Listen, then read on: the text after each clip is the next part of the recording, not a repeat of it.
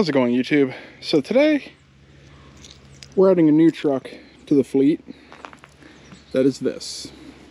So this truck is kind of the culmination of some activities that I've been working on in the background and trying to expand to be what this channel is, which is a diesel geared channel. So what we have here is a 2001 International 4700, 36,000 pound gross, 36 and change gross, with a 10-foot plow on the front and no bed, as you can see. This truck was purchased from a Ritchie Brothers auction via GovPlanet. And as we can see, where are we looking at? Got the VIN here. What is that? 36,220 pound gross. And well, let's go ahead and look at this truck first, talk about why I got it, and then we'll kind of go around it on the outside, start it up, all that stuff. So, let me see. There we go. This truck is something that I've wanted to kind of expand from just working on odd and end car projects into getting into the heavy equipment industry. Both in the truck sense and in the old iron, as far as bulldozers, skid steers, graders, everything like that is kind of like my interest. I watch a lot of Diesel Creek, if you want to check him out and kind of see what he does, and a lot of the stuff that he does, I'm like, that's cool, that's sick, I'd love to do that. I don't have the infrastructure to do it, I don't have the land to do it yet, and I've been looking at semi-trucks, which this is bordering, I've been told it is a semi. To me, not really, it doesn't have a fifth wheel, but it does have the gross of a single axle semi, so sure, we'll go with it. But I've been wanting to do this for quite some time, and I've been watching auctions for these trucks, and this auction, or this truck came through auction. I threw a bid on it. I said there's no way it's going to sell for that, and it did. So I ended up with a International 4700 for what I thought was going to be fix up a couple things on it and resell it, until my mechanic came up to look at my Duramax today, looked at this truck and said, hey, if you have somebody who can drive that truck and plow with it, come plow for me. He's like, I'll make you a good deal, we'll talk it out, you know, we'll make some money plowing type thing. And, you know, obviously he'll get a little bit of overhead, that kind of stuff. So I was standing to make a good bit of money just flipping this truck, but now I'm like, is it an investment that I can get my CDL on this truck? A couple things to fix. It's got an ABS light on, you know, a couple of things. Probably needs new tires before I can do like testing in it. But still, a very nice truck to drive. It's geared low. It's tuned for the plowing. Automatic, so it's easy to work with. Drives well. I mean, we drove it back from the auction on the road. I had all the insurance paperwork. I had paperwork from the state saying that I can take a 1 trip in it to get it home. So I was good to go. And now I'm at the crossroads of, it was going to be a relatively quick and easy and little money in it flip for me, but I can also stand to make a lot of money plowing with it. So I don't know. Drop your comments down below. You know, watch this video, see about this truck, kind of go from there, and we will see. But for now, let's go ahead and start this truck up. So we'll put this in here. Turn it. Turn that off. We have the wait to start light. We're just going to wait for that. It's going to go through and check a bunch of stuff. It's saying, hey, your ABS light. Okay, now the wait to start's off. Let's crank her. And this is cold. It's been off for a couple days. And it's now running. If we want to look, air pressure's down. Once again, the ABS light says, hey, I'm here. Brake press. That's fine. Check trans. That light turns off after the, I believe it's the air pressure comes up. But, you know, we have the big plow on the front. We have the plow control right here. This is for a salt spreader in the bed. We have plow lights. We can put power. We can plow, turn the lights on. I don't think this works. No. There's an aftermarket plow from this. So this, I don't know how much of this works on the front side of the truck. but this is your auger and your spinner for your salt thrower in the back. And that is the one thing. There's nothing back there. If I start plowing with it, I will have to get that. I will happily get that. But it's just kind of debating if it's worth it. So we're now up to 60 PSI. It'll go to about 125 or so, and then it'll drop down, or it'll release the brakes and we can drive it. I haven't checked like all... Oh, is that just lights? Okay, that's how you turn the lights on. I haven't really gone through a lot of this stuff. We drove during the day. It drove well. Obviously, a couple things, mainly the ABS lights, which I have somebody who can probably look at that and give me a good bit of help with that.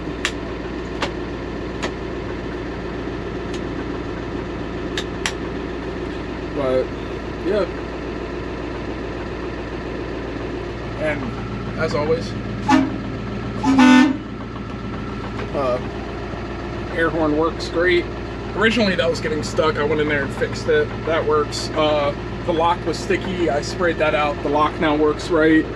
That door appears to be keyed different. Obviously, I mean, you have a white truck and a yellow door, so I bet they didn't swap out the lock. That's probably keyed totally different. But, yeah.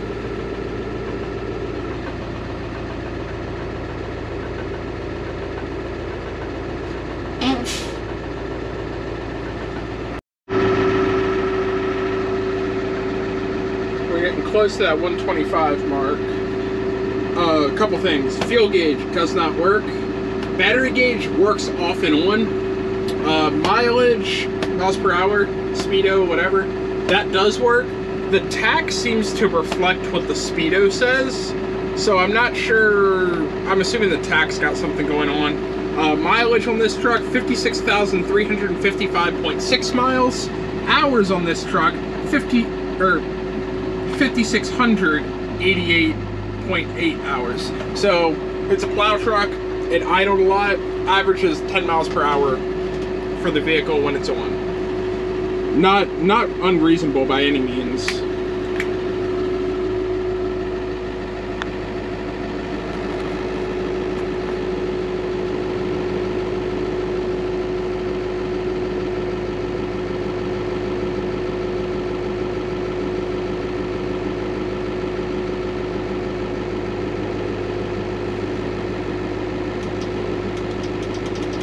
Oh yeah, the other thing I'll have to fix. You hear something click, which makes me assume that the horn itself is good and there's something over there that's getting signal. And so it's somewhere between whatever that box is, the box could be bad, probably a relay, and the actual horn does not work. CB radio was removed. This is likely an old stereo with the volume button or volume knob here. Engine diagnostic, don't know how that works. I don't know. Something. I'm not a fan of how this is wired, because you have like these wires that I don't know if they're live. Some sketchy things going on. This is all your plow controls and stuff. That's fine. Your 12 volt is just kind of hanging there. I'm not totally sure how I feel. There's another wire down there, so like I need to go through the wiring on this and clean it up. Obviously it was purpose built, it worked for whatever somebody wanted probably, but I'd like it to be cleaner.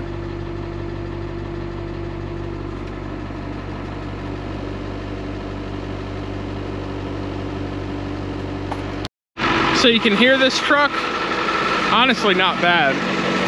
What I've been told is that a lot of the trucks that have the hood that flips forward, you'd have to take the plow off, but this, it goes around, so we can still pull the plow. Come here, and do this side. Oh man. It's just kind of hard to do with one hand. There we go.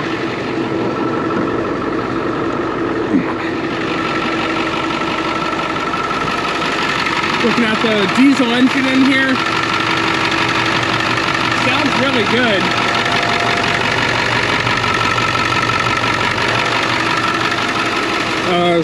60-gallon fuel tank. Hydraulics. This is all hydraulic here. This leaks a little bit, but we did put it up, drive it home, no issues. This is where some of the valves are for the hydraulic system, and the 2 batteries sit underneath this step. You also have a plug-in, and you can tell, when you find a spot you can really tell. Yeah, here. So you see these lines? That's where they just sprayed the whole truck with this liner, and this was down so it ran over. Not saying that the body is super clean, because they sprayed over whenever it was here. I mean, but that's probably what a lot of it looked like. Some surface rust, but not too bad. They got it coated for auction, because that's the purpose. But yeah.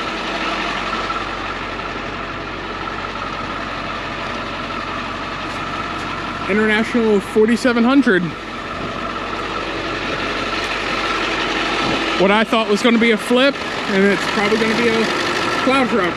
It's got the Snow Dog CM100, meaning it's a 10-foot wide blade. The bar is so in condition, but the actual like blade is pretty dang good.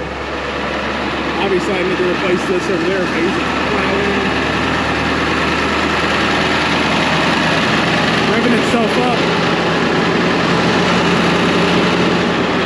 But let me go ahead and cut it off. Because yeah, you see the RPM says none.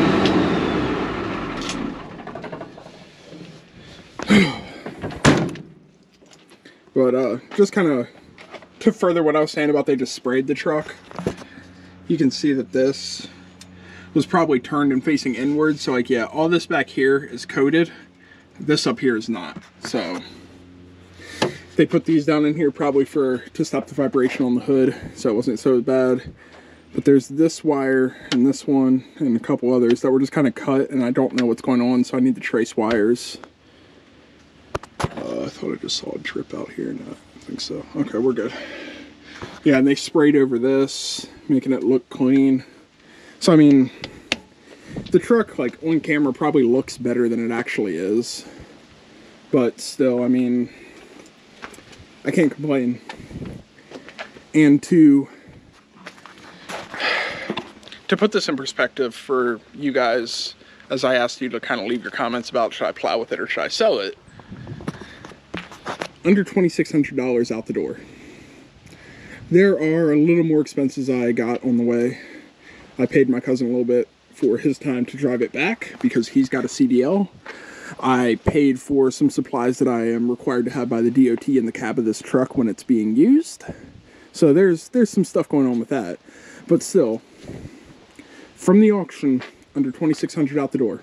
Plow goes up, plow stays up, plow will turn both ways to the full degree it needs to. You know, I don't know.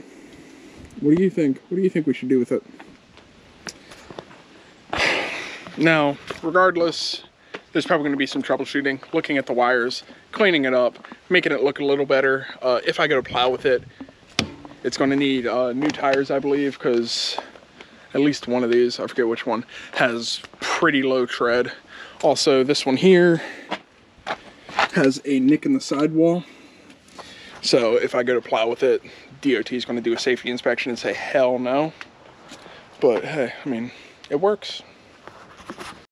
So this was just a very quick introduction of the newest member of our fleet, who may or may not have a long existence with us. And I'm leaning toward she's probably going to stick around and plow.